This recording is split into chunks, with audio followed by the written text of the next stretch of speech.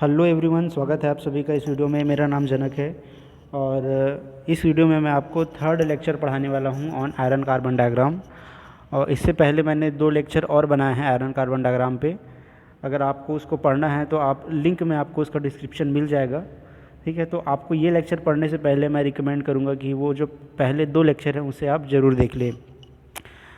तो इस लेक्चर में मैं आपको बताने वाला हूँ फेज़ ट्रांसफॉर्मेशन के बारे में कि आयरन कार्बन डायग्राम के हिसाब से जब हम हीटिंग और कूलिंग करते हैं तो फेजेस कैसे चेंज होते हैं, ठीक है। उसके पीछे का मैकेनिज़्म क्या है, उसके पीछे का रीज़न क्या है।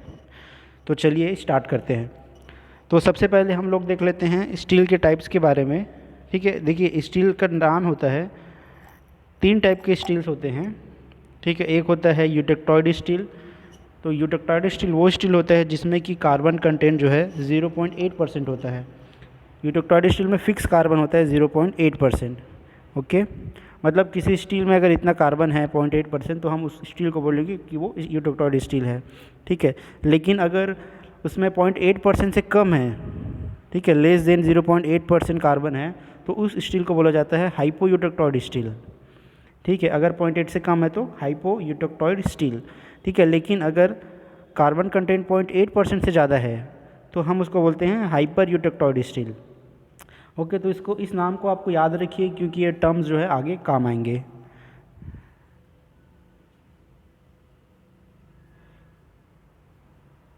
तो ये जो है, मैंने इसके बारे में आप लोग को पिछले लेक्चर में भी बताया था कि ये जो है परलाइट फेज़ है। अगर हम माइक्रो स्ट्रक्चर इसको देखते हैं, है ना, ये माइक्रो स्ट्रक्चर हम माइक्रोस्कोप के थ्रू देखते हैं तो उसमें हमें अगर यूटेक्टॉइड स्टील है, ये जो है आपको जो माइक्रो स्ट्रक्चर दिख रहा है वो ये यूटेक्टॉइड स्टील का माइक्रो स्ट्रक्चर है, ठीक है। यूटेक्टॉइड स्टील में जो है 100% परलाइट होता है। तो आप इस पूरे स्ट्रक्चर में देख रहे होंगे कि इस पूरे स्ट्रक्चर में पूरा परलाइट ही दिखाई दे रहा है हमें, ठीक है। और ये जो माइक्रो स्ट्रक्चर है जो आपको लेफ्ट साइड में दिखाई दे रहा है, ये वाली, ये हाइपो यूटेक्टॉइड स्टील का है। इसमें जो कार्बन कंटेंट है वो 0.8 से कम है, ठीक है। तो अगर 0.8 से कम कार्बन होता है तो उसमें फेराइट फेज़ भी होता है, ठीक है। ये जो आपको वाइट कलर का दिख रहा है ये एरिया जो है वो फेराइट है। और जो यहाँ पे मिक्स फेज़ दिख रहा है, ठीक है, लाइन लाइन ब्लैकिश लाइन जो दिख रहा है, ये होता है परलाइट, ठीक है। तो हाइपो यूटेक्टॉइड स्टील में जो मेन फेज़ होता है वो फेराइट प्लस परलाइट होता है, ठीक है। और आपको जो राइट साइड में जो माइक्रो स्ट्रक्चर दिख रहा है ये हाइपर यूटेक्टॉइड स्टील का माइक्रो स्ट्रक्चर है, ठीक है। इस पे देखिए, इस वाले माइक्रो स्ट्रक्चर में देखिए कि ये जो आपको बीच में जो लाइन दिख रही है, वाइट कलर की जो नदी जैसे लाइन दिख रही है, ये लाइन जो है वो कार्बाइड की लाइन है, ठीक है। ये कार्बाइड जो है वो आयरन कार्बाइड है, ओके, जिसको हम सीमेंटाइट भी कहते हैं, ठीक है। ये जो आपको लाइन दिख रही है वो सीमेंटाइट की लाइन है। और आपको जो लाइन स्ट्रक्चर दिख रहा है उसके बाद देखो आपको जो लीनियर मिक्सचर दिख रहा है, इस तरीके से जो मिक्सचर दिख रहा है ऐसे लाइन वाली, वो आपका परलाइट है, ठीक है। और जो परलाइट होता है वो लैमिनार मिक्सचर होता है फेराइट और सीमेंटाइट का, ठीक है। तो लैमिनार मिक्सचर है मतलब उसको हम अलग फेज़ मानते हैं, ठीक है, जिसका नाम है परलाइट।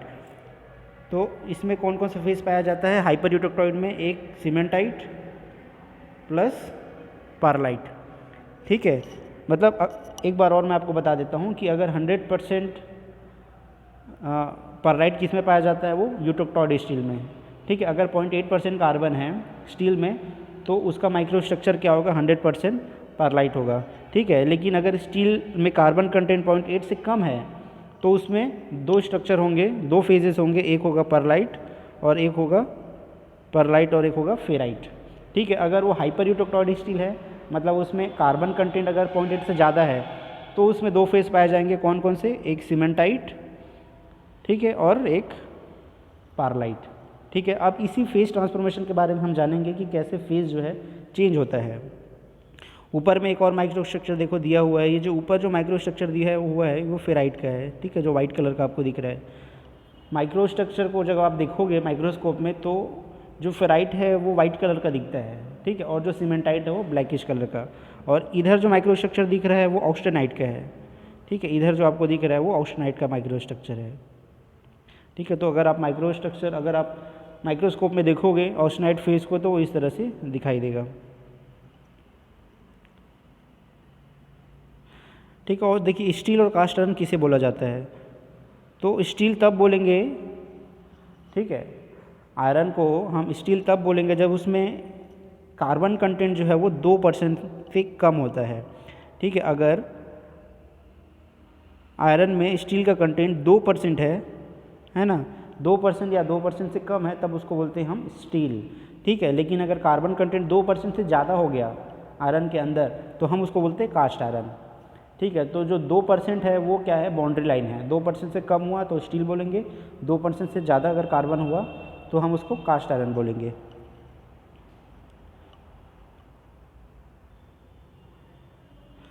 अब हम लोग आ जाते हैं यहाँ पे फेज ट्रांसफॉर्मेशन में। ठीक है, यहाँ से मैं आपको इम्पोर्टेंट चीज़ें बताऊँगा कि कैसे फेजेस जो है वो चेंज होती है। ठीक है, तो हम यहाँ पे लेते हैं ये यूटेक्टॉइड प्लेन कार्बन स्टील। ठीक है, मतलब मान लीजिए आपके पास एक स्टील का सैंपल है, ठीक है, जिसमें कार्बन कंटेंट कितना है, 0.8% है। ठीक है, मैंने क्या लिया है कि स्टील का सैंपल लिया जिसमें कार्बन कंटेंट क्या है, 0.8% है। ओके, अब मैं क्या करता हूँ, सैंपल को हीट करता हूँ कितने तक, 750 डिग्री सेल्सियस तक। ठीक है, एक छोटे सा मफल फर्नेस आता है, उसमें मैंने इसको हीट कर दिया कितने, 750 डिग्री सेल्सियस तक। ठीक है, और उसको थोड़े टाइम के लिए वहाँ पे रख दिया 750 में। ठीक है, ताकि पूरा जो स्ट्रक्चर है वो होमोजीनियस ऑस्टेनाइट में कन्वर्ट हो सके।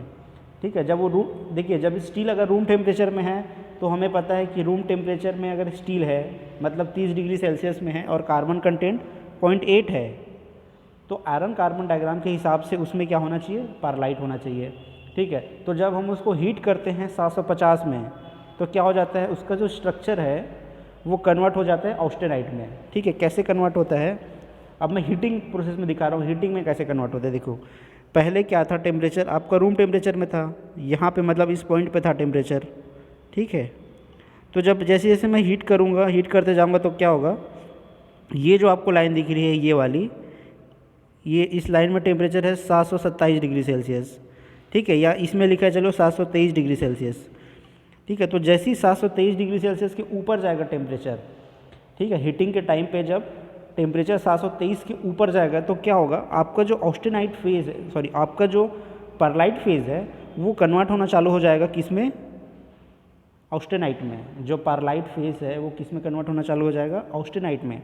ठीक है, अब इसके पीछे का रीज़न क्या है, देखिए इसके पीछे का रीज़न होता है, मैंने आपको इससे पहले एक चीज़ बताया था कि प्योर कार्बन स्टील का जो प्योर कार्बन जो होता है उसका स्ट्रक्चर टेम्परेचर के साथ चेंजेस कैसे होते हैं। ठीक है ना, तो उसमें मैंने बताया था कि एक टेम्परेचर होता है, उस टेम्परेचर रेंज के ऊपर क्या होता है, स्ट्रक्चर जो है आयरन का स्ट्रक्चर जो है वो चेंज हो जाता है। ठीक है, तो आयरन कार्बन डायग्राम में हम लोग क्या देखते हैं, ये जो पॉइंट है, जो 723 डिग्री सेल्सियस के में जो पॉइंट है, उसके नीचे अगर आप देखोगे तो आपको कौन सा फेज़ मिल रहा है, परलाइट, और उसके जस्ट ऊपर आपको कौन सा फेज़ मिल रहा है, ऑस्टेनाइट। ठीक है, तो इसके पीछे देखिए रीज़न क्या है, इसके पीछे रीज़न ये है कि 723 के नीचे जो है स्टील जो है बीसीसी फेज़ में रहता है। ठीक है, इसका जो फेज़ मेन होता है वो बीसीसी स्ट्रक्चर होता है। ठीक है ना, तो बीसीसी फेज़ में क्या होता है, कार्बन की सॉल्युबिलिटी बहुत कम होती है, कितनी होती है, केवल 0.025%। ठीक है, 0.025% होती है सॉल्युबिलिटी, लेकिन यहाँ पे सैंपल में कितना कार्बन है, 0.8%। तो क्या होता है कि 0.8% कार्बन में से 0.025% कार्बन किस में जाता है, फेराइट बनाता है। ठीक है, वो फेराइट में डिज़ोल्व हो जाता है, कितना, 0.025%। और बाकी बचा जितना भी कार्बन है, ठीक है, बाकी बचा जितना भी कार्बन है वो क्या बनाता है, वो आपका सीमेंटाइट बनाता है, Fe3C। ठीक है, देखिए दो स्ट्रक्चर बनने का रीज़न यही होता है, सॉल्युबिलिटी का यहाँ पे खेल है। ठीक है, जैसे टेम्परेचर कम होता है, किसी भी चीज़ के ले लो आप, किसी भी चीज़ का जब टेम्परेचर कम होता है तो सॉल्युबिलिटी जो है वो घटने लगती है। ठीक है, एग्जाम्पल के लिए हम लोग अपने घर का एक एग्ज़ाम्पल ले लेते हैं कि अगर पानी गर्म होता है तो आप उसमें ज़्यादा शक्कर घोल सकते हो। ठीक है, पानी का टेम्परेचर जितना ज़्यादा होगा ना उसमें उतना ज़्यादा शक्कर घुलेगा। ठीक है, लेकिन वही पानी का टेम्परेचर अगर कम रहा तो उसमें कम शक्कर घुलेगा।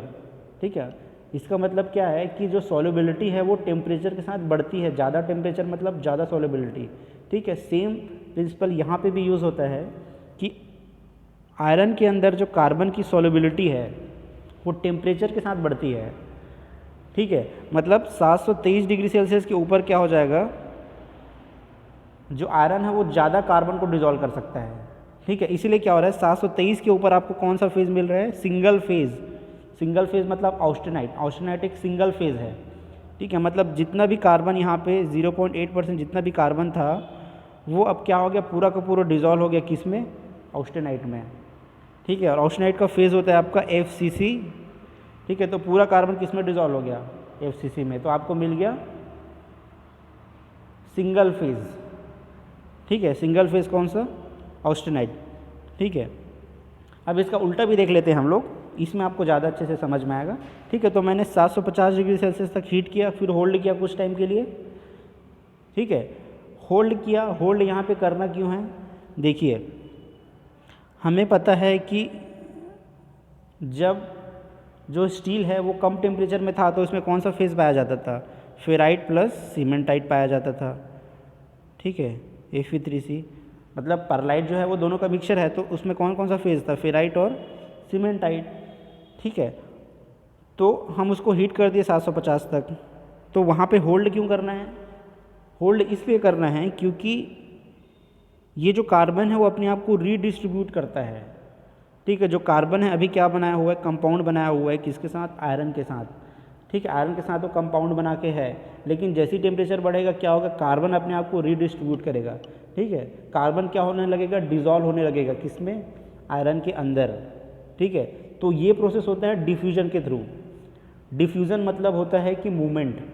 ठीक है, जो कार्बन का एटम है वो अंदर मूवमेंट करेगा। ठीक है, स्टील के अंदर टेम्परेचर जैसे ही बढ़ेगा ना, कार्बन मूवमेंट करेगा। ठीक है, और साथ ही साथ जो आयरन है उसका भी स्ट्रक्चर चेंज हो रहा है। आयरन किस में बदल रहा है, FCC में बदल रहा है। ठीक है, तो आयरन FCC में बदल रहा है तो कार्बन भी अपने आप को रीडिस्ट्रीब्यूट कर रहा है ना। तो पहले जो Fe3C था, जो पहले कार्बन कंपाउंड बनाया था, वो क्या बनाएगा, अब वो डिज़ोल्व होना चालू हो जाएगा आयरन में। ठीक है, तो ये ऐसा नहीं है कि ये तुरंत 1 सेकेंड के अंदर हो जाएगा, ऐसा नहीं है। आपको क्या करना पड़ेगा, उस हाई टेम्परेचर में ले जा करके, ठीक है, इस 723 के ऊपर टेम्परेचर में आपको ले जा करके होल्ड करना पड़ेगा। ठीक है, ताकि कार्बन को समय मिले कि वो डिज़ोल्व हो जाए। ठीक है, किस में डिज़ोल्व हो जाए, ऑस्टेनाइट में। ठीक है, इसलिए हम उसको होल्ड करते हैं। ठीक है, तब होल्ड करके रखेंगे, तब क्या होगा, पूरा का पूरा कार्बन जो है वो डिज़ोल्व हो जाएगा ऑस्टेनाइट में। ठीक है, अब इसका उल्टा हम लोग देखते हैं कि जब हम इसको कूल करेंगे। ठीक है, अब मैंने क्या कर दिया, 750 डिग्री सेल्सियस पे होल्ड करके रख दिया। अब मान लीजिए मैं इसको कूलिंग कर रहा हूँ, अब इसको मैं वापस से ठंडा कर रहा हूँ। तो जब ठंडा करूँगा तो क्या होगा, फिर से जब टेम्परेचर 723 पे आएगा। ठीक है, ठंडा जब करूँगा तो 750 से जब टेम्परेचर डाउन हो गया, फिर जब 723 पे आएगा, तो अब क्या होगा, अब फिर से वही प्रोसेस होगा, फिर से फेज़ चेंज होगा।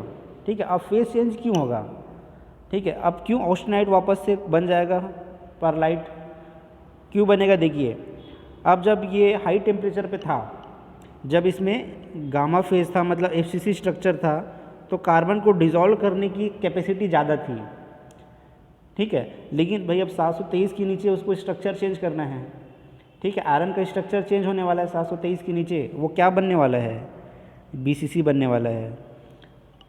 ठीक है, तो FCC की जो सॉल्युबिलिटी होती है वो ज़्यादा होती है, वो ज़्यादा कार्बन को डिज़ोल्व कर सकता है, लेकिन BCC की सॉल्युबिलिटी तो कम होती है कार्बन की। तो क्या करेगा, ऑस्टेनाइट बोलेगा कि भाई मुझे अपना फेज़ चेंज करना है, कार्बन को बोलेगा, है ना, आयरन क्या बोलेगा कार्बन को, भाई मैं अपना स्ट्रक्चर चेंज कर रहा हूँ, FCC से मैं BCC में जा रहा हूँ। ठीक है, मेरे पास अब जगह कम है तो बाहर निकल। ठीक है, आयरन क्या बोलता है कि मैं अभी FCC में था तो मैंने तुम सबको जगह दिया था कार्बन को। ठीक है, लेकिन भाई अब मैं अपना स्ट्रक्चर चेंज करूँ, मेरे पास जगह की कमी है, तुम लोग निकल जाओ। तो कार्बन बेचारा कहाँ जाएगा। ठीक है, अब FCC जो है बहुत सारा कार्बन डिज़ोल्व कर सकता था, लेकिन BCC की लिमिट क्या है भाई, कार्बन डिज़ोल्व करने की केवल 0.025% होती है। ठीक है, मतलब आयरन बोलता है कि मैं केवल 0.025% लोगों को ही मैं, मतलब कार्बन को मैं जगह दे सकता हूँ, बाकी को बाहर जाना पड़ेगा। ठीक है, तो इतने कार्बन क्या बना लेता है यहाँ पे, इतना कार्बन लेके यहाँ पे फेराइट बना लेता है 0.025, लेकिन बाकी बचा जितना कार्बन है वो क्या बना लेता है, वो भाई बोलता है वो अब उसको तो जगह नहीं मिल रहा है, वो कार्बन कहाँ चला जाता है, बाहर निकल जाता है। तो बाहर निकलने के बाद क्या बना लेता है, कार्बन अपना खुद का एक कंपाउंड बना लेता है। क्या बना लेता है खुद का वो कंपाउंड, सीमेंटाइट Fe3C बना लेता है। ठीक है, कार्बन बोलता है ठीक है आप मुझे जगह नहीं दे रहे हो तो मैं क्या करूँगा, बाहर जाके कंपाउंड बना लूँगा। तो कार्बन बाहर जाके क्या बना लेता है, आयरन के साथ एक कंपाउंड बना लेता है। ठीक है, तो इसकी वजह से क्या हो रहा है, फेज चेंज हो रहा है। ठीक है, फेज आपका परिवर्तित हो रहा है आपका ऑस्टेनाइट से फेराइट में। तो फेराइट की कैपेसिटी कम है डिसॉल्व करने की, जो एक्स्ट्रा कार्बन है उसको बाहर निकाल रहा है। तो बाहर निकल के क्या बना रहा है वो, सीमेंटाइट। इसीलिए हमको कौन सा स्ट्रक्चर मिल रहा है, पारलाइट, जो कि क्या होता है, लैमिनर मिक्सचर होता है। इस तरह का लैमिनर मिक्सचर होता है। देखिए पहले क्या था, वो ऑस्टेनाइट था भाई, तो सिंगल फेज था, कार्बन को कोई दिक्कत नहीं था, पूरा डिसॉल्व करके रखा था। लेकिन टेम्परेचर जैसे ही 723 से नीचे आया, ये 723 क्या है, ट्रांजिशन पॉइंट है, नीचे आया तो क्या बोला कि कार्बन अब देखो फेज़ को इसको चेंज करना है, ऑस्टेनाइट से इसको किस में बदलना है, BCC में, मतलब फेराइट में बदलना है। ठीक है, तो इसको अपना स्ट्रक्चर चेंज करना पड़ता है ना, स्टील को। तो ये क्या बना लेता है, फेराइट और सीमेंटाइट। तो इस तरह का फेराइट और सीमेंटाइट का क्या बनता है, लीनियर मिक्सचर बन जाता है। ठीक है, और ये किस टेम्परेचर में होता है, 723 डिग्री सेल्सियस में। ठीक है, पूरा का पूरा जो ऑस्टेनाइट हो वो पूरा परलाइट में कन्वर्ट हो जाता है। इस तरह का आपको माइक्रो स्ट्रक्चर देखने को मिलेगा। ठीक है, तो फेज चेंज का कितना रीज़न हुआ, 2 रीज़न हुआ। पहला रीज़न क्या हुआ कि टेम्परेचर के साथ सॉल्युबिलिटी घटती है, एक चीज़ आपको याद रखना है।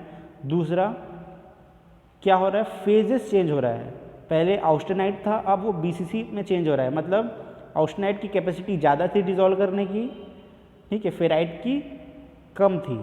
ठीक है, तो ये फेज चेंज का इसके पीछे रीज़न होता है। अब हम लोग देखते हैं हाइपोयूटेक्टॉइड स्टील में। हाइपोयूटेक्टॉइड प्लेन कार्बन स्टील में कैसे चेंजेस आते हैं माइक्रो स्ट्रक्चर में। ठीक है, तो हाइपोयूटेक्टॉइड स्टील मतलब वो स्टील जिसमें कि कार्बन परसेंटेज 0.8 से कम होता है। ठीक है, तो हमने एक सैंपल लिया जिसमें कार्बन कंटेंट कितना है, 0.4% है। ठीक है, अब मैंने इसको हीट किया कितने, 900 डिग्री सेल्सियस पे। ठीक है, और मैंने क्या किया, इसको फर्दर वहाँ पे होल्ड करके रखा, 900 डिग्री सेल्सियस में हीट किया, फिर होल्ड किया। होल्ड करने के पीछे रीज़न क्या है, ताकि पूरा का पूरा अच्छे से ऑस्टेनाइट बन सके। ठीक है, और फिर मैंने इसको कूल किया, तो कूल करने पे फिर मुझे क्या मिला, फेराइट और परलाइट मिला। देखिए हो क्या रहा है यहाँ पे, मैंने क्या किया, इसको हीट किया कितने तक, 900 डिग्री तक। ठीक है, 900 डिग्री तक। अब आप बोलोगे सर कि पिछले वाला जो स्टील था उसको हमने केवल 750 तक क्यों हीट किया। ठीक है, तो इसके पीछे रीज़न क्या है, देखो 750 तक हीट हमने इसलिए किया क्योंकि वो यूटेक्टॉइड स्टील था, उसमें 0.8% कार्बन था। ठीक है, तो आप लोग देखो वो 723 के ऊपर उसमें ऑस्टेनाइट बन जा रहा था, लेकिन अगर मैं 0.4% वाले कार्बन को 750 तक हीट करूँगा ना, तो क्या होगा, वो इस रीजन में आ जाएगा। 0.4 वालों को अगर मैं हीट करूँगा तो भाई वो इस रीजन में आ जाएगा, है ना, इस पॉइंट पे। तो भाई इस पॉइंट पे तो 100% क्या है, सीमेंटाइट, सॉरी 100% ऑस्टेनाइट तो बना ही नहीं है। यहाँ पे तो फेराइट और सीमेंटाइट दोनों हैं। तो हमें इस स्टील को कितना हीट करना पड़ा, 900 तक हीट करना पड़ा। ठीक है, ताकि हमें सिंगल फेज स्ट्रक्चर मिल सके, मतलब 100% सीमेंटाइट, सॉरी 100% ऑस्टेनाइट मिल सके, ऑस्टेनाइट फेज गामा हमें 100% मिल सके। ठीक है, तो कितना हीट करना है ऑस्टेनाइट पाने के लिए, वो डिपेंड करता है कार्बन के कॉम्पोजिशन पे। ठीक है, तो आप आयरन कार्बन डायग्राम देख के वो टेम्परेचर पता लगा सकते हो कि कितने टेम्परेचर तक मैं हीट करूँगा तो मुझे ऑस्टेनाइट फेज मिल जाएगा। ठीक है, तो यहाँ मैंने 0.4% वाले कार्बन को मैंने कितना हीट किया, 900 डिग्री तक हीट किया यहाँ पे। तो भाई 900 डिग्री में क्या हो जाएगा, देखो यहाँ पे कौन सा फेज़ है, ऑस्टेनाइट फेज़, एकदम सिंगल स्ट्रक्चर है ऑस्टेनाइट। ठीक है, एकदम आपको एकदम प्लेन नज़र आएगा, है ना, एक ही फेज़ नज़र आएगा, वो होगा ऑस्टेनाइट।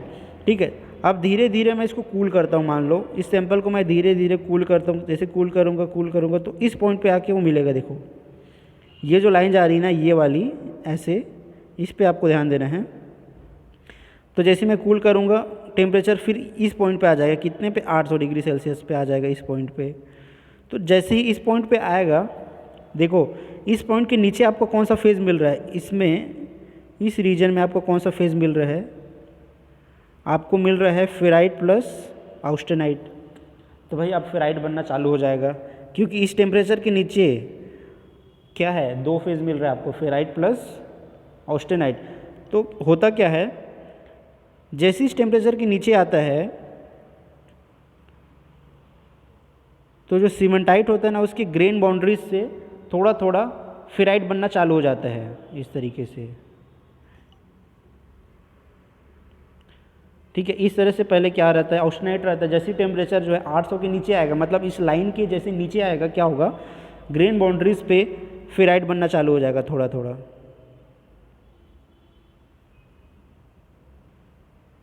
ठीक है, क्योंकि इसके नीचे क्या है, आपका 2 फेज़ है, इसीलिए आपका फेराइट बनना चालू हो जाएगा। ठीक है, और जैसे जैसे ये नीचे आएगा टेम्परेचर, इस पॉइंट से जैसे जैसे नीचे उतरते जाएगा, जैसे नीचे आता जाएगा ना, इस पॉइंट से इस पॉइंट तक, तो फेराइट कंटेंट जो है वो बढ़ने लगेगा। ठीक है, ज़्यादा से ज़्यादा क्या बनने लगेगा, फेराइट।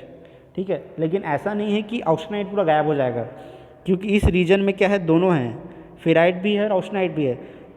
तो क्या होने लगा, देखो यहाँ पे जो फेराइट क्या था, कम था, जैसे इस पॉइंट पे आया 723 के जस्ट ऊपर आया तो फेराइट बहुत सारा बन गया। ये जो रीजन है ना वो पूरा फेरेटिक वाला है, फेराइट का रीजन है ये, यहाँ पे बहुत सारा फेराइट बन गया। ठीक है, लेकिन जैसे ही क्या होगा, अब 723 के जैसे ही नीचे आएगा, क्या होगा, जितना भी बचा हुआ ऑस्टेनाइट होगा, अब देखो जितना फेराइट बनना है 723 तक बन जाएगा, जितना भी फेराइट बनना है 723 तक बन जाएगा। जैसे ही इसका टेम्परेचर, स्टील का टेम्परेचर 723 के नीचे आएगा, बचा हुआ जितना ऑस्टेनाइट है वो किस में कन्वर्ट हो जाएगा, वो सब कन्वर्ट हो जाएगा परलाइट में। ठीक है, एक बार मैं आपको और से बताता हूँ फिर से। ये मान लीजिए हमारा सिंगल स्ट्रक्चर था ऑस्टेनाइट, जब हमने कितने में हीट किया, 900 पे। ठीक है, अब जैसे जैसे मैं इस लाइन के नीचे आऊँगा, ये जो लाइन है, ये वाली जो लाइन है, इसके जैसे मैं नीचे आऊँगा, आपका क्या होगा, फेराइट बनना शुरू हो जाएगा। ठीक है, फेराइट धीरे धीरे बनना शुरू हो जाएगा इस तरह से, ग्रेन बाउंड्रीज पे ही बनेगा। और ठीक है, और जैसे जैसे मैं इस टेम्परेचर के नीचे आते जाऊंगा ना, यहाँ पे इस टेम्परेचर में जैसे नीचे आते जाऊंगा ना, फेराइट थोड़ा थोड़ा बढ़ने लगेगा। ठीक है, बहुत सारा फेराइट ऐसे ऐसे बढ़ने लगेगा। ठीक है, अब क्या होगा, जैसे ही 723 पे पहुँचेगा, 723 पे पहुँचने के बाद जैसे ही वो नीचे जाएगा 723 के नीचे, तो देखो ये आपका फेराइट है, जो कब बना, 723 के ऊपर बन चुका है, वो फेराइट है। लेकिन जैसे 723 के नीचे आएगा, जो बचा हुआ जितना सीमेंटाइट है, ठीक है, ये देखो, ये जो खाली आपको वाइट दिख रहा है ना इधर, ये पूरा बचा हुआ क्या है, ऑस्टेनाइट है, ये पूरा का पूरा सीमेंटाइट में ऐसे कन्वर्ट हो जाएगा इस तरीके से। ठीक है, ये इधर आप माइक्रो स्ट्रक्चर में इसको बहुत अच्छे से देख भी सकते हो। ये वाले माइक्रो स्ट्रक्चर में देखिए, यहाँ पे देखिए आपको 2 फेज़ मिल रहा है, एक फेराइट मिल रहा है जो वाइट कलर में दिख रहा है, और एक परलाइट मिल रहा है जो आपको थोड़ा ब्लैक में दिख रहा है। एक्चुअली में वो एकदम पूरा ब्लैक नहीं है, वो लीनियर मिक्सचर है, लाइन है वो। ठीक है, तो ये फेराइट कब बना, ये फेराइट बना है 723 के ऊपर। ठीक है, 800 से 723 के बीच बना है वो, जितना फेराइट आपको दिख रहा है। ठीक है, और ये जो आपको परलाइट दिख रहा है ना, वो पहले क्या था, 723 के ऊपर क्या था, ये सब सीमेंट, ये सब जो था वो ऑस्टेनाइट था। ठीक है, देखिए सबसे शुरू में पूरा का पूरा ऑस्टेनाइट था, जैसे ही मैंने कूल किया तो क्या बनना चालू हुआ, फेराइट बनना चालू हुआ, तो ये फेराइट बनेगा। ठीक है, तो 723 के ऊपर 2 चीज़ रहेगा, फेराइट और ऑस्टेनाइट। जैसे 723 के नीचे आएगा, बचा हुआ जितना ऑस्टेनाइट है वो आपका परलाइट में इस तरह से कन्वर्ट हो जाएगा। ठीक है, तो इस तरह से क्या होता है, 2 स्ट्रक्चर आपको मिलता है। ठीक है, अगर वो हाइपोयूटेक्टोइड स्टील है तब आपको फेराइट प्लस परलाइट 2 फेज मिलता है। ठीक है,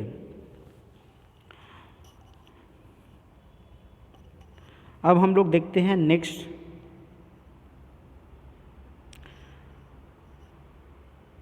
अच्छा, इसमें एक चीज़ मैं आपको बता देता हूँ, और ये जो आपका फेराइट बना है ना,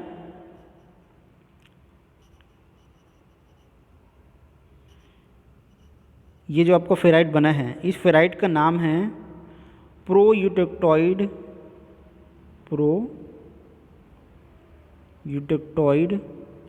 फेराइट। इस फेराइट को क्या बोला जाता है? प्रोयूटेक्टॉइड फेराइट। ठीक है, प्रो मतलब होता है पहले, ठीक है, प्रो मतलब पहले, यूटेक्टॉइड मतलब यूटेक्टॉइड लाइन, ये जो यूटेक्टॉइड लाइन है उसके पहले बना हुआ फेराइट। ठीक है, क्योंकि इस लाइन के ऊपर ही बना है, जितना जो फेराइट है ना इस लाइन के ऊपर ही बना है, तो इस फेराइट को बोला जाता है प्रोयूटेक्टॉइड फेराइट। ठीक है, तो ये स्ट्रक्चर भी वही दिखा रहा है सेम, ये जो वाइट कलर में दिख रहा है इसको बोल रहा है कि प्रोयूटेक्टॉइड फेराइट है। ठीक है, और यहाँ पे जो स्ट्रक्चर दिख रहा है, यहाँ देखो परलाइट वाइडर स्पेस, देखो इस वाले पोर्शन में देखो आपको थोड़ा वाइट दिख रहा होगा, लाइन जो है वाइट, तो इसको वाइडर स्पेस लेयर बोलते हैं। और इस पॉइंट पे देखो एकदम ब्लैक कलर दिख रहा है, ब्लैकिश। ठीक है, ये पूरा ब्लैक नहीं है, इसको अगर और मैग्नीफाई करेंगे ना तो ये भी ऐसे लीनियर स्ट्रक्चर दिखेगा, तो इसको बोला जाता है closed space layer. Closed space क्यों बोल रहा है? क्योंकि इसमें जो फेराइट और सीमेंटाइट का लेयर एकदम पास पास है, इसलिए इसको क्लोज्ड स्पेस लेयर बोल रहे हैं। और यहाँ पास को, ये वाले जगह को वाइड स्पेस लेयर बोल रहे हैं, क्योंकि इसमें जो फेराइट और सीमेंटाइट है वो थोड़ा दूर दूर में है। ठीक है, अब देख लेते हैं हम लोग कि हाइपरयूटेक्टॉइड स्टील में कैसे फेजेस चेंज होते हैं। ठीक है, तो हाइपरयूटेक्टॉइड स्टील किसको बोलते हैं? हाइपरयूटेक्टॉइड स्टील वो स्टील होता है जिसमें कार्बन कंटेंट 0.8 से ज़्यादा होता है। ठीक है, अगर कार्बन कंटेंट 0.8 से ज़्यादा हुआ तो हम उसको बोलेंगे हाइपरयूटेक्टॉइड स्टील। ठीक है, तो चलिए मैं एक सैंपल लेता हूँ, उस सैंपल में कार्बन कंटेंट कितना है? 1.2% है। ठीक है, अब हम इसे हीट करते हैं 950 डिग्री सेल्सियस में। अब देखिए, अब हम इसको 950 में कर रहे हैं। ठीक है, जो यूटेक्टॉइड था उसको मैंने 750 पे किया था, है ना। जो हाइपर यूटेक्टॉइड था उसको मैं 900 तक हीट किया था। अब हाइपर यूटेक्टॉइड को मुझे कितना हीट करना पड़ रहा है? 950। तो मुझे कहाँ से पता चल रहा है कितना हीट करना पड़ेगा 950? वो आपको आयरन कार्बन डायग्राम से पता चल रहा है। ठीक है, ये जो लाइन है आपका 1.2% स्टील को दिखा रहा है, ये लाइन। तो इस लाइन में आपको देखो कि सिंगल स्ट्रक्चर कहाँ मिल रहा है आपको? 950 पे। ठीक है, ये जो लाइन है वो दिखा रहा है, इस लाइन के ऊपर ही आपको हीट करना पड़ेगा, तब आपको क्या मिलेगा? ऑस्टेनाइट मिलेगा। ठीक है, तो आप आयरन कार्बन डायग्राम देख के पता लगा सकते हो कि मुझे कितना हीट करना पड़ेगा ऑस्टेनाइट बनाने के लिए। ठीक है, तो मैंने क्या किया, इसको 950 डिग्री सेल्सियस तक हीट कर दिया, फिर इसमें होल्ड किया बहुत टाइम तक। ठीक है, इस टेम्परेचर पे फिर मैं उसको क्या कर रहा हूँ, अब कूल कर रहा हूँ, ठंडा कर रहा हूँ। तो देखिए 950 में क्या होगा, आपका पूरा का पूरा ऑस्टेनाइट मिलेगा भाई। ठीक है, सिंगल फेस स्ट्रक्चर मिलेगा ऑस्टेनाइट। अब जैसे ही मैं कूल करूँगा, जैसे ही मैं क्या करूँगा, इस लाइन के नीचे आऊँगा। देखो ये लाइन जो है ट्रांजिशन लाइन है, ये क्या दिखाता है? ट्रांजिशन लाइन दिखाता है। इसके ऊपर कुछ और फेज़ है, इसके नीचे कुछ और है। ठीक है, तो जैसे ही टेम्परेचर इस लाइन के नीचे आएगा, ठीक है, तो इधर क्या स्ट्रक्चर है? आपको आयरन कार्बन डायग्राम में ध्यान देना पड़ेगा कि इस तरफ क्या स्ट्रक्चर है। ठीक है, तो इधर आपका मिलता है austenite plus cementite. Iron carbon diagram में आप देखोगे तो इस तरफ 0.8% से अगर कार्बन ज़्यादा रहा तो उस रीजन में आपको दो चीज़ मिलेगा, ऑस्टेनाइट प्लस सीमेंटाइट। ठीक है, तो क्या होगा? ऑस्टेनाइट तो भाई पहले से है, सीमेंटाइट को बनना पड़ेगा। तो क्या होता है? सीमेंटाइट फिर यहाँ पे कहाँ बनता है? ग्रेन बाउंड्रीज पे। इससे पहले हमने देखा था कि फेराइट कहाँ बनता है, वो भी ग्रेन बाउंड्रीज पे बनता है। तो जो भी नया फेज़ जो बनता है ना, वो ग्रेन बाउंड्रीज से बनना शुरू होता है। ठीक है, इसको आप लोग हमेशा याद रखना। तो पहले क्या था? पूरा का पूरा ऑस्टेनाइट था भाई, एकदम सिंगल फेज़। जैसे ही इस लाइन के नीचे आया टेम्परेचर, क्या हुआ? आपका ग्रेन बाउंड्रीज पे सीमेंटाइट बनना चालू हुआ। तो इस तरह से सीमेंटाइट बनना चालू हो जाता है ग्रेन बाउंड्रीज पे। ठीक है, और ये बढ़ते रहेगा। जैसे टेम्परेचर नीचे आएगा ना, सीमेंटाइट कंटेंट धीरे धीरे बढ़ते जाएगा। कब तक बढ़ते जाएगा? 723 डिग्री तक। ठीक है, अब देखो इस लाइन के नीचे कोई और फेज़ है, तो आप इस लाइन को ध्यान देना है। ये जो 723 वाला लाइन है ना, इसके फेज़, इसके नीचे अलग फेज़ है, इसके ऊपर अलग था। तो जैसे ही आप टेम्परेचर नीचे आएगा ना, कहाँ से? यहाँ से जैसे टेम्परेचर इधर नीचे आएगा, आपका सीमेंटाइट कंटेंट जो है वो बढ़ते जाएगा। ठीक है, और जैसे ही 723 के नीचे आएगा, बचा हुआ जितना ऑस्टेनाइट है, देखो सीमेंटाइट जितना बनना होगा ना वो 723 के ऊपर बन जाएगा। ठीक है, ठीक है, जितना आपका ऑस्टेनाइट बनना होगा, देखिए जितना आपका सीमेंटाइट जितना आपका बनना होगा, देखो इस स्ट्रक्चर में वो क्या हो जाएगा 723 के ऊपर बन जाएगा। और जैसे ही टेम्परेचर 723 के नीचे आएगा ना, जितना ऑस्टेनाइट आपका देखो बचा है, वाइटिश एरिया देखो इस वाले इसमें देखो वाइटिश एरिया जितना बचा है ना वो ऑस्टेनाइट है। तो बचा हुआ जितना ऑस्टेनाइट है वो सब का सब परलाइट में कन्वर्ट हो जाएगा। कब कन्वर्ट होगा? जैसे ही टेम्परेचर 723 के नीचे आएगा। ठीक है, तो ये जो है आपको एक्चुअल माइक्रो स्ट्रक्चर दिखा रहा है। यहाँ पे देखिए ये जो सीमेंटाइट दिख रहा है, देखो ये जो लाइन दिख रहा है ना वाइट कलर का, ये दिखा रहा है आपका सीमेंटाइट को। ठीक है, ये जो दिखा रहा है सीमेंटाइट को, और ये सीमेंटाइट कब बना होगा? ये 723 के ऊपर ही बन चुका था। ठीक है, और ये जो आपको पूरा परलाइट स्ट्रक्चर आपको दिख रहा है ना, ये पूरा रीजन, ये पहले क्या था? पहले ये ऑस्टेनाइट था। जैसे 723 के नीचे या पूरा का पूरा ऑस्टेनाइट क्या हो गया? परलाइट बन गया अचानक से, है ना। पूरा क्या बन गया? अचानक से नहीं, थोड़ा समय लगता है। क्या बन गया? पूरा ऑस्टेनाइट परलाइट बन गया। तो इस तरह से हमें क्या मिल गया? दो फेज़ मिल गया, एक तो सीमेंटाइट और परलाइट। ठीक है, सेम चीज़ आपका हाइपो में भी हुआ था। पहले फेराइट बना था, फिर बचा हुआ ऑस्टेनाइट क्या बन गया? पूरा परलाइट बन गया। सेम हाइपर में भी हो रहा है कि पहले आपका सीमेंटाइट बना, फिर बचा हुआ जितना ऑस्टेनाइट था वो परलाइट बन गया। ठीक है, तो ये जो सीमेंटाइट बना ना 723 के पहले, इस सीमेंटाइट को बोलते हैं प्रोयूटेक्टॉइड सीमेंटाइट। प्रो मतलब पहले, यूटेक्टॉइड मतलब यूटेक्टॉइड के पहले बना हुआ सीमेंटाइट को बोलते हैं प्रोयूटेक्टॉइड सीमेंटाइट। ठीक है, तो इस तरह से आपका जो है फेज़ जो है वो चेंज होता है। ठीक है, फेज़ चेंज होने के पीछे का रीज़न क्या है कि जैसी टेम्परेचर घटता है जो सॉल्युबिलिटी है, ठीक है, कार्बन की जो सॉल्युबिलिटी है आयरन के अंदर वो घटने लगती है। क्यों? क्योंकि आयरन अपना स्ट्रक्चर चेंज करता है। आयरन हाई टेम्परेचर में उसका स्ट्रक्चर FCC होता है, लेकिन लो टेम्परेचर में BCC होता है। तो BCC की जो सॉल्युबिलिटी है वो बहुत कम होती है, तो बहुत कम कार्बन को जगह दे सकता है अपने अंदर। ठीक है, जितना कार्बन है बाकी बचा उसको बाहर निकाल देता है। तो बचा हुआ कार्बन बाहर निकल के क्या बना लेता है? सीमेंटाइट, जो कि एक कंपाउंड है। ठीक है, कंपाउंड है, वो कोई सॉलिड सॉल्यूशन नहीं है।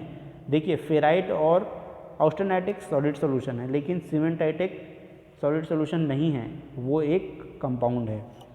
ठीक है, तो इस तरह से जो है फेजेस चेंज होते हैं। ठीक है, तो यही कॉन्सेप्ट आपको क्या लगाना है? अलग अलग रीजन पे आयरन कार्बन डायग्राम के अलग अलग पॉइंट पे आपको ये आप कॉन्सेप्ट लगा सकते हो। ठीक है, कि कैसे टेम्परेचर डाउन हो रहा है तो कैसे स्ट्रक्चर जो है वो चेंज हो रहा होगा। ये जो मैंने अभी स्टील के बारे में बताया ना, वो बहुत इंपॉर्टेंट है, क्योंकि जितना भी कमर्शियल स्टील है, जितना हम डेली लाइफ में स्टील यूज़ करते हैं, उसमें कार्बन कंपोजिशन लगभग इसी के आसपास होता है ना। 1.2% के आसपास ही होता है जो हम ज़्यादातर स्टील यूज़ करते हैं। इसलिए मैंने इनको अच्छे से आपको बताया है। ठीक है, और ये सेम कॉन्सेप्ट जो है आपको हीट ट्रीटमेंट में भी काम आएगा। जब आप हीट ट्रीटमेंट के बारे में पढ़ोगे ना, अगर ये कॉन्सेप्ट आपको समझ में आ गया तो आप हीट ट्रीटमेंट को भी बहुत अच्छे तरीके से समझ सकते हैं। ठीक है, नेक्स्ट इसमें आता है how to calculate relative amount of phases. तो इसको मैं इस वीडियो में नहीं बताऊंगा, इसके लिए मैं एक और वीडियो बनाऊंगा। ठीक है, ये कैसे कैलकुलेट करते हैं? देखो हमने तो भाई ये स्ट्रक्चर में पता लगा लिया भाई कि इसमें क्या है, परलाइट है, इसमें सीमेंटाइट है, लेकिन कितना है? हमें एक मैथमेटिकल वैल्यू चाहिए भाई, हमें क्वांटिटी चाहिए कि इतना % है भाई उसमें सीमेंटाइट है, इतना % परलाइट है। ठीक है, तभी आप क्या कर पाओगे? एकदम अच्छे से स्टील की जो प्रॉपर्टी है उसको आप डिसाइड कर पाओगे। हाँ भाई, इसमें इतना सीमेंटाइट है तो इसकी प्रॉपर्टी, इसका स्ट्रेंथ इतना, हार्डनेस इतना होगा। ठीक है, तो उसके लिए आपको एक प्रॉपर क्वांटिटी चाहिए कि इतना % सीमेंटाइट है, इतना फेराइट है, इतना परलाइट है। तो वो हम पता करते हैं लीवर रूल से। ठीक है, तो लीवर रूल के लिए मैं एक और लेक्चर बनाऊंगा, उसमें पूरी अच्छे तरीके से मैं समझा दूंगा कि कैसे हम अमाउंट ऑफ फेज को कैलकुलेट करते हैं।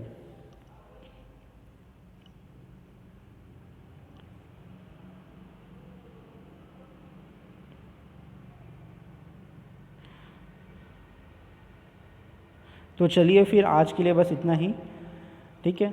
तो नेक्स्ट वीडियो में मैं आपको बताऊंगा लीवर रूल के बारे में, ठीक है। अब ये तीनों लेक्चर मैंने आपको बना दिया है, तीनों लेक्चर में मैंने आपको सब कुछ बताया है कि कौन से टाइप के फेजेस पाए जाते हैं, ठीक है, क्या क्या फेज़ होती है, उसमें कार्बन कंटेंट कितना होता है, किस टेम्परेचर पे पाया जाता है। फिर मैंने आयरन कार्बन डायग्राम के बारे में आपको बता दिया, ठीक है। फिर मैंने आपको फेज़ ट्रांसफॉर्मेशन के बारे में बता दिया। वैसे तो फेज़ ट्रांसफॉर्मेशन जो है एक वास्ट मतलब एक टॉपिक है, ठीक है। आगे मैं कोशिश करूँगा कि इसको और कवर कर पाऊँ, अगर कोई मटेरियल साइंस का कोई क्लास अगर लूँगा तो उसमें मैं कवर कर पाऊँ, ठीक है। तो इस लेक्चर में बस इतना ही।